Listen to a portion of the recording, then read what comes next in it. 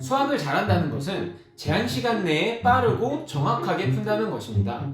그런데 일반적으로 생각을 해보면 빠르게 풀다 보면 놓치는 게 많이 생기니까 정답률이 내려갈 것이고, 정확하게 풀다 보면 꼼꼼히 풀기 위해서 푸는 속도가 느려질 것인데, 이 둘을 모두 잡을 수 있는 방법이 있기는 할까? 또는 어떻게 하면 빠르게 풀 수 있으면서도 정확도를 잡을 수 있을까? 많은 학생들이 궁금해하는 부분입니다. 속도와 정확도를 모두 높일 수 있는 방법, 시작하겠습니다. 안녕하세요, 열정쌤입니다. 지난 영상에서 우리가 보는 모든 수학 시험은 제한 시간이 있는 파워 테스트이기 때문에 결국에 고득점을 받기 위해서는 빠르고 정확하게 풀어야 한다는 말씀을 드렸습니다. 그렇다면 어떻게 하면 빠르게 풀면서 정확하게 풀 수 있을까요? 이를 해결하고 극복할 수 있는 두 가지 방법을 알려드리고자 합니다. 오늘 제가 소개해드릴 두 가지 방법은 수학을 잘할 수 있는 방법과도 상당 부분이 연결 가능한 그런 내용입니다. 제가 학창시절 때부터 공부할 때 직접 해오던 방식이며, 설명드릴 두 가지 방법은 실제로 수학 강의를 하면서 수많은 학생들에게 피드백을 받고 효과가 분명히 있음을, 즉 살아있는 경험과 수많은 사례들을 바탕으로 검증한 그런 방법입니다. 물론 학술적으로 증명된 방법은 아닐 수 있습니다. 하지만 10년 이상의 강의를 통해서, 그리고 제가 직접 경험을 함으로써 제 나름 인증한 그런 방법입니다. 여러분도 아시다시피 수학에 대한 하나의 주제로 이야기를 시작하더라도 꼬리에 꼬리를 물듯 모든 것들이 따지고 보면 일부분씩은 다들 커넥션, 연결이 되어 있기 때문에 하나의 질문에 대해서 단일하게 적용되는 내용들이 아니며 그 속에 숨어있는 본질적인 부분을 느낄 수 있으시기를 바랍니다. 첫 번째입니다. 이미지화 능력을 키워야 한다 입니다. 우리가 소위 알고 있는 도시카와 같은 말인데요. 이를 설명하기에 앞서서 한 가지 간단한 비교를 해보도록 하겠습니다. 해리포터나 반지의 제왕과 같이 유명한 소설책들은 영화로도 제작이 되곤 합니다. 그리고 나면 많은 사람들이 책이 더 재밌다, 아니다, 영화가 더 재밌다 처럼 책과 영화를 두고 서로의 의견 차이를 보이곤 합니다. 책과 영화, 다시 말해서 텍스트와 영상, 곧 이미지는 재미를 주는 포인트가 서로 다르다는 것을 알 수 있습니다. 일단 책입니다. 책이 재미있는 이유는 텍스트를 읽으면서 글 속의 장면들을 나의 상상력을 통해서 어떠어떠한 모습일 것이다 라는 식의 상상을 하게 되는 그런 부분입니다. 바로 이 부분이 책이 재미있는 이유이며, 자유로운 상상을 통해서 나만의 상상 속의 세계를 맛볼 수 있다는 점이 재미의 포인트입니다. 그렇다면 영화가 재미있는 이유는 무엇일까요? 영상, 즉 우리가 보는 영화 속의 장면들과 같은 이미지는 소설 속에 써있는 텍스트가 묘사하고자 하는 모습들을 이미 영화 감독이 구현해준 장면들이기 때문에 우리가 상상을 통해서 재미를 맛보는 그런 구조는 아닙니다. 하지만 화려한 그래픽과 사운드, 이런 것들을 통한 스펙타클한 영상미 그 자체를 즐기는 포인트가 영화가 재미있는 이유인 것입니다. 그리고 이미지는 그 자체만으로도 상황을 한 번에 이해할 수 있게 해주기 때문에 상황 파악을 더 빠르고 직관적이고 정확하게 해주며, 수많은 정보들이 동시적이고 한눈에, 그리고 종합적으로 연결되어서 우리 눈에 인식되게 됩니다. 이 시점에서 우리는 텍스트와 이미지를 재미를 느끼는 포인트에 대한 분석이 아니라 수학적 분석을 통한 시선으로 바라본다면 다음과 같을 수 있습니다. 텍스트, 글로 읽은 정보들을 상상을 통해서 어떠한 상황인지를 생각해야 하고 분석해야 합니다. 즉, 주어진 정보를 이해하는데 다소 시간이 걸리며 결국에는 손으로 그리지만 않았을 뿐 머릿속으로 그림을 그려야 하는 일련의 과정이 필요한 것입니다.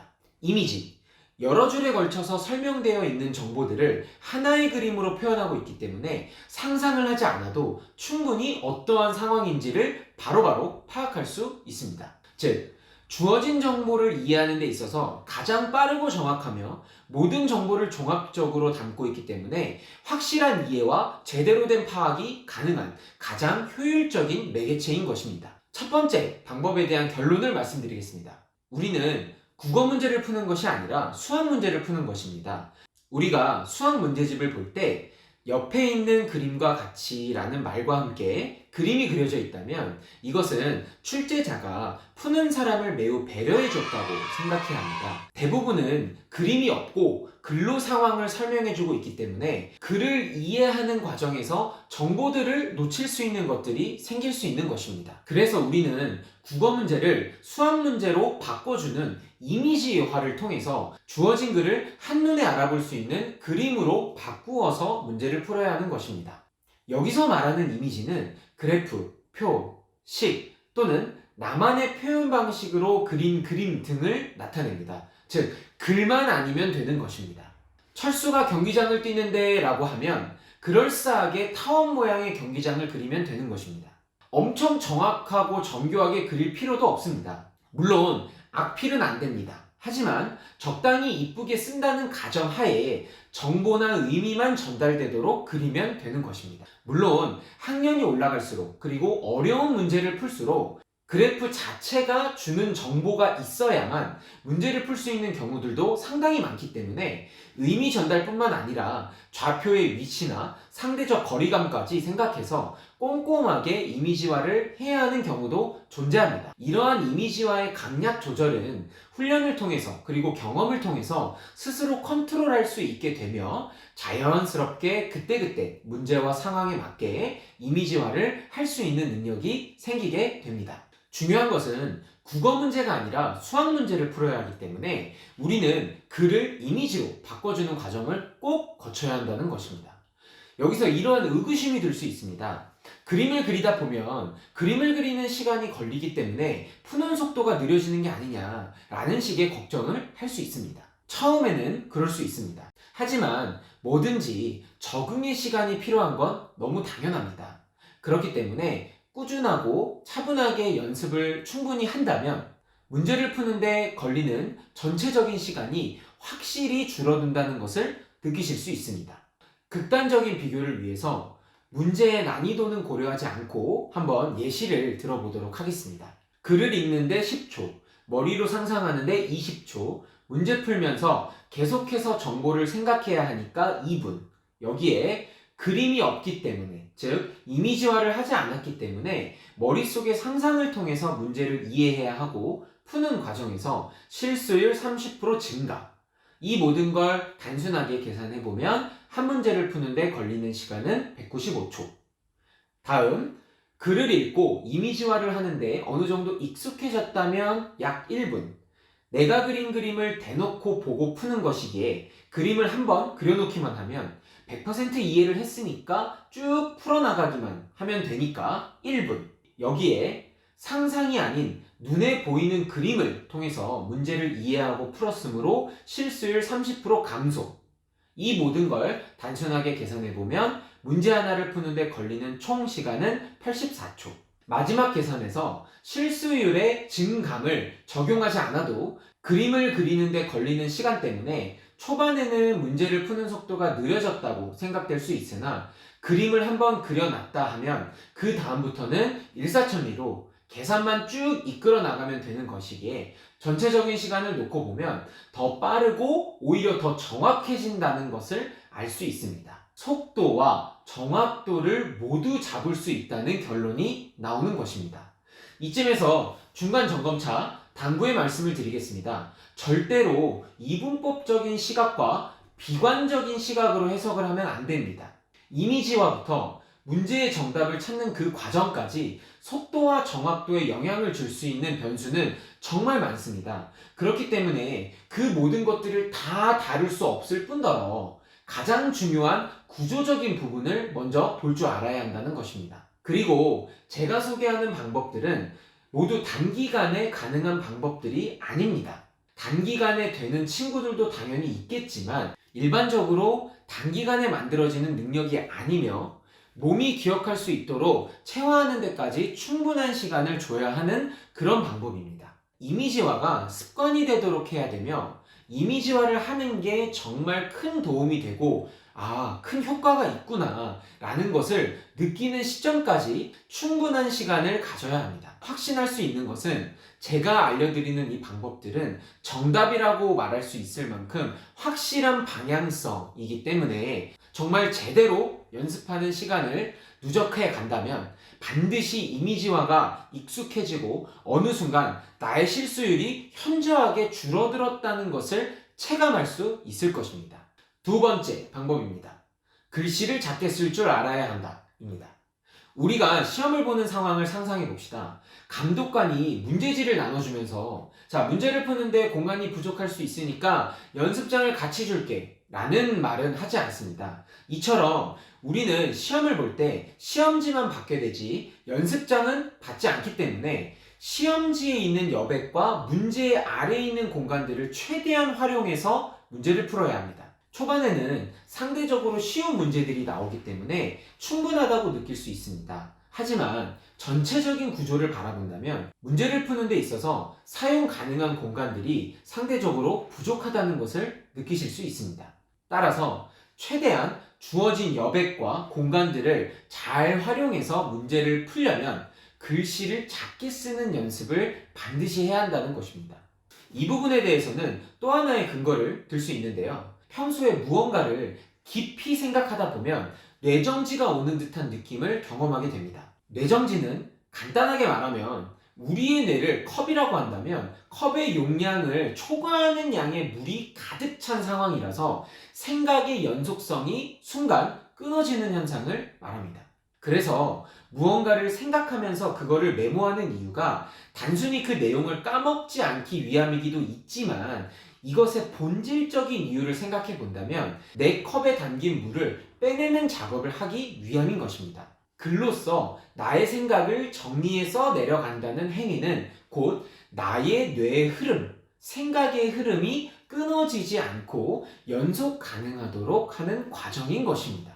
다시 말해서 빈 공간에 문제에 대한 풀이를 써내려가는 과정에서 공간의 막힘을 맞닥뜨리게 되면 뇌의 과부하를 해소시켜주지 못하기 때문에 결국엔 우리의 생각의 흐름도 순간 정지되는 것입니다. 그러면 순간적으로 문제가 어려워 보이게 되고 당황감을 느끼게 되면서 갑자기 마음이 조급해지는 그런 악순환들이 발생하게 되는 것입니다. 이런 식으로 자신의 페이스를 시험 도중에 2번, 3번 정도 놓치게 되면 결국 시험 자체를 망쳐버리는 그런 불상사까지 일어날 수 있는 것입니다. 따라서 우리는 주어진 공간을 최대한 활용할 수 있도록 글씨를 작게 쓰는 연습을 해야 하는 것입니다. 글씨를 작게 쓴다는 것은 내가 인위적으로 글씨를 작게 쓰기 위한 의도가 들어가고 그렇게 되면 자연스럽게 힘이 들어가고 글씨는 더 또렷해지며 글씨를 이쁘게 씀으로써 자기 자신이 쓴 흔적들을 보면 보기 좋고 깔끔해진 모습을 보면서 뿌듯함과 작은 성취감을 느끼게 되고 계속 그렇게 하고자 하는 의욕이 생기게 됩니다. 여기서 한 가지 의문이 들 수 있습니다. 글씨를 또박또박 작게 쓰다 보면 쓰는 속도가 느려지니까 정확도는 올라가지만 푸는 속도는 느려지지 않냐라는 부분입니다. 그러나 이러한 말은 표면적인 비교일 뿐 본질적인 분석을 하게 되면 오히려 푸는 속도가 빨라지게 된다는 것을 쉽게 알 수 있습니다. 글씨를 작게 쓰고 이쁘게 쓰는 게 습관이 되는 시간까지는 충분히 그럴 수 있습니다. 하지만 분명한 것은 글씨를 작게 쓰는 게 나의 습관이 된 순간 글씨 쓰는 속도가 빨라지게 됨을 경험하실 수 있습니다. 이유는 간단합니다. 자신이 변하고 발전하는 맛을 본 순간 의욕과 열정과 욕심이 늘어나면서 문제를 푸는데 정성이 들어가고 문제를 푸는 그 찰나찰나마다 집중력이 높아지는 현상이 벌어지게 되니까 생각의 속도도 빨라지고 자연스럽게 필기의 속도가 빨라지게 되는 것입니다. 대부분의 학생들은 어려운 수학 문제임에도 불구하고 몇 줄도 안 되는 그 짧은 풀이도 모자라서 암산을 통해서 풀면 굉장히 수학을 잘하는 사람이라고 생각을 합니다. 물론 방금 상황의 그 학생은 실제 수학을 잘하는 학생일 수도 있으며 암산 능력이라는 것이 수학적 능력을 평가하는데 하나의 평가 요소로 충분히 작용할 수 있습니다. 하지만 우리가 말하는 시험을 보는 상황에서는 암산이 습관화된 학생들도 결국에는 손으로 써야만 한다는 그 필요성을 알고 있습니다. 그렇기 때문에 손으로 쓰면서 푸는 모습으로 결국에는 수렴할 수밖에 없습니다. 나의 인생을 좌우할 수도 있는 수능과 같은 그런 시험을 운과 찍신에 맡기면 안 되기 때문에 그날의 컨디션과 같은 다양한 변수들에도 흔들리지 않을 수 있는 말 그대로 확실하고 정통적인 방법을 훈련하는 것이 필요한 것입니다. 일상 속에서도 수학을 잘하는 것은 암산을 잘하는 것이 아니고 멋지고 화려하게 푸는 것이 절대 잘하는 것이 아닙니다. 퍼포먼스적인 부분에 매료될 필요성이 전혀 없습니다. 빠른 속도로 풀어나가면서 동시에 실수율을 0%에 수렴시킬 수 있는 훈련이 진짜 훈련이고 어떤 수학 문제를 만나도 결국엔 풀어낼 수 있는 가장 강력한 능력인 것입니다. 오늘의 결론입니다. 수학을 잘한다는 것은 속도와 정확도가 모두 좋은 것이다. 나아가 이 둘의 밸런싱이 잘 될 수 있도록 둘 다 훈련하는 것이다. 그럴 수 있는 방법은 크게 두 가지가 있다. 첫 번째, 이미지화를 하는 능력을 키워야 한다. 둘째, 글씨를 작고 이쁘게 쓰는 훈련을 해야 한다. 입니다. 오늘의 영상을 통해서 어떻게 수학을 공부해야 할지에 대한 방향성을 제대로 잡고 당장은 힘들 수 있어도 방향만 옳은 방향이라면 그 끝에는 반드시 보상이 있으니까요. 자신이 설정한 그 방향성을 믿고 꾸준히 공부하기를 응원합니다.